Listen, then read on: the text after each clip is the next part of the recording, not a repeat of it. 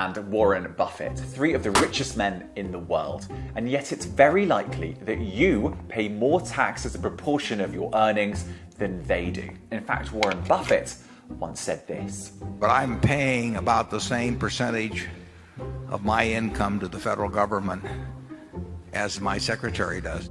Leaked tax returns analysed by ProPublica found that Jeff Bezos paid no federal income tax in 2007 and 2011, while Elon Musk didn't pay any income tax in 2018. The rich have it different than the rest of us. They make their money holding assets, capital, and we tax capital very lightly. So why do the ultra-wealthy pay so little tax as a proportion of their wealth? And why can't politicians seem to do anything about it? People like Elon Musk and Jeff Bezos didn't become the two richest people on the planet by being paid a salary. Instead, they like to be compensated in the form of shares in the companies that they run. Shares, though, are very different to a salary. You only pay tax, capital gains tax, when you sell shares. The top tax rate on capital gains is 20%. By contrast, wages, salaries, bonuses are taxed at 37%. And that's just the start of the benefits. Many billionaires follow a mantra called buy, borrow, die when it comes to tax. The simple idea is that capital gains tax only applies when you sell shares. So simply don't sell them, ever. A key part of the buy, borrow, die sort of strategy is trying to consume potentially without having to unlock a lot of cash or liquidity that is mostly reinvested into a business.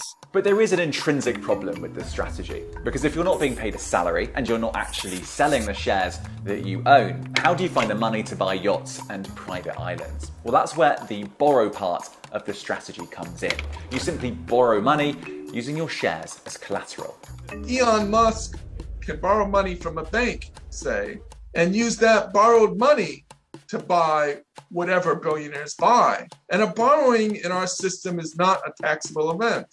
And it gets even better than that, because if you borrow money from the bank, you may even be eligible for tax breaks.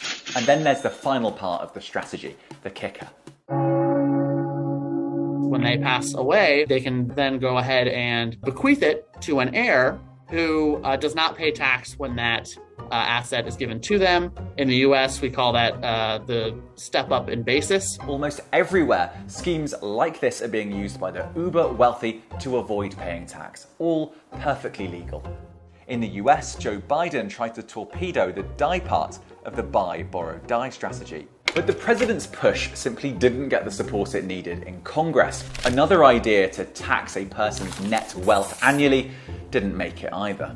Most scholars believe a wealth tax is questionable under our Constitution, which limits the ability to tax property directly. And that's why many tech billionaires who have made a fortune during the pandemic may well pay a lower tax rate than you do. And the chances of that changing anytime soon are pretty minimal. Now, at the end of the day, the billionaires, I think, will win. The framework of our income tax rules will not be changed in any fundamental fashion.